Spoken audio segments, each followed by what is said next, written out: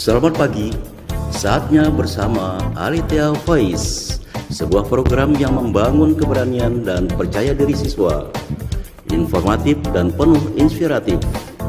Ajang menyampaikan pendapat, kreasi, dan ekspresi, dipandu oleh Bapak Ibu Guru yang berkompetensi di bidangnya. Selamat mengikuti. Bersama Alethea, meraih prestasi gemilang. Shalom, selamat pagi. Saatnya bersama Alethea Voice, sebuah program yang membangun keberanian dan percaya diri siswa, informatif dan penuh inspiratif. Ajang untuk menyampaikan pendapat dan kreativitas. Bagaimana kabarnya pagi hari ini? Semoga sehat dan penuh semangat ya. Pak Andri akan menemani kalian selama beberapa menit ke depan. Tentunya dalam program kesayangan kita, kreasi dan ekspresi. Kali ini peringatan Hari Pahlawan 10 November 2021 dengan jargon pahlawan di hatiku. Insinyur Soekarno dalam pidatonya menyampaikan, jangan sekali-kali meninggalkan sejarah, yang lebih dikenal dengan singkatan Jas Merah. Karenanya, kita tidak boleh meninggalkan atau melupakan jasa para pahlawan yang rela berkorban jiwa dan raga dalam memperjuangkan kemerdekaan Indonesia. Peringatan Hari Pahlawan penting untuk diperingati, agar generasi muda dapat mengerti dan memahami sejarah para pahlawan yang berjuang melawan penjajah. Walaupun sulit untuk sepenuhnya dihafal, tapi paling tidak kita dapat mengambil pelajaran dari sikap dan komitmen para pahlawan.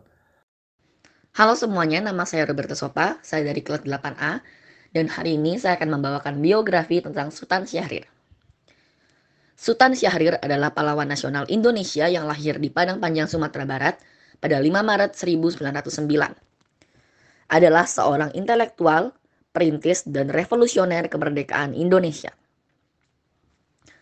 Setelah Indonesia merdeka, ia menjadi politikus dan Perdana Menteri pertama Indonesia.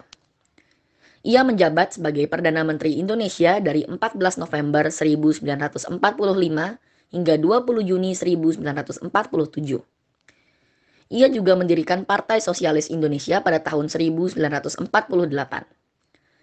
Syahrir lahir dari pasangan Muhammad Rasad, gelar Maharaja Sultan bin Sultan Leman, gelar Sultan Palindih, dan putri Siti Rabiah yang berasal dari Kota Gadang, Agam, Sumatera Barat.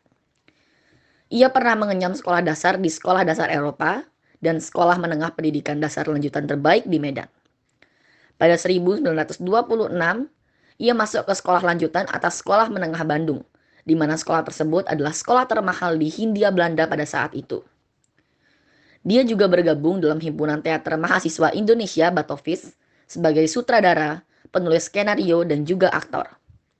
Dari hasil pementasan tersebut, digunakan untuk membiayai sekolah yang ia dirikan, yaitu Cahaya Volksuniversiteit atau Cahaya Universitas Rakyat.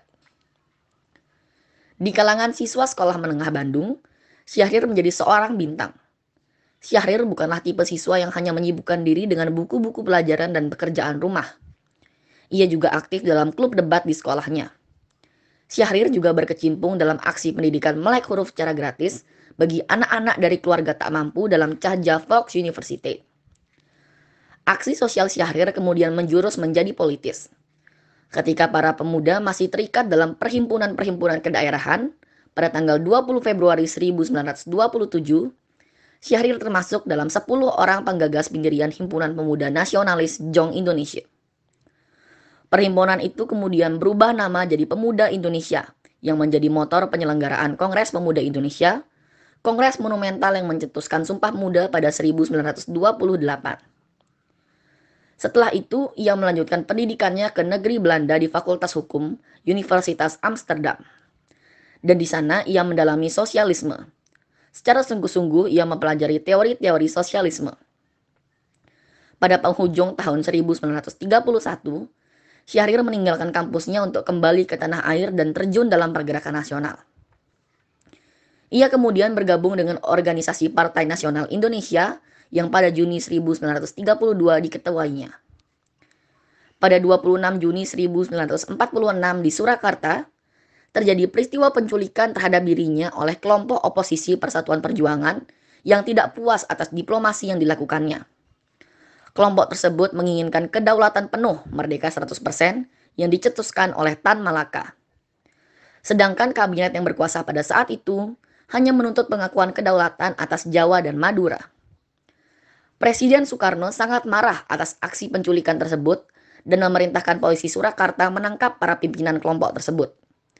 Setelah terjadinya penculikan tersebut, ia hanya bertugas sebagai Menteri Luar Negeri. Tugas sebagai Perdana Menteri diambil alih oleh Presiden Soekarno. Selepas memimpin kabinet, ia diangkat menjadi penasehat Presiden Soekarno sekaligus sebagai duta besar keliling. Ia mendirikan Partai Sosialis (PSI) pada tahun 1948. Syahrir meninggal di Zurich, Swiss pada 9 April 1966 dalam usianya yang ke-57 tahun. Ia meninggal dalam pengasingan sebagai tawanan politik dan dimakamkan di Taman Makam Pahlawan, Kalibata, Jakarta. Sekian yang dapat saya sampaikan. Apabila ada kesalahan kata, mohon dimaafkan. Terima kasih. Wah, keren-keren ya. Kreativitas anak-anak dalam membaca biografinya. Anak-anak SKA memang hebat-hebat. Tanpa terasa, waktu yang disediakan telah habis. Itu berarti kita sudah berada di penghujung program, maka usai sudah tugas saya menemani kalian semua dalam program kreasi dan ekspresi. Saya, Pak Andri, selaku pembawa acara, mohon undur diri. Terima kasih atas perhatiannya dan mohon maaf atas segala kesalahan dan kekurangannya. Selamat pagi, salam, dan sampai jumpa. Tuhan memberkati. Bersama SKA meraih prestasi gemilang.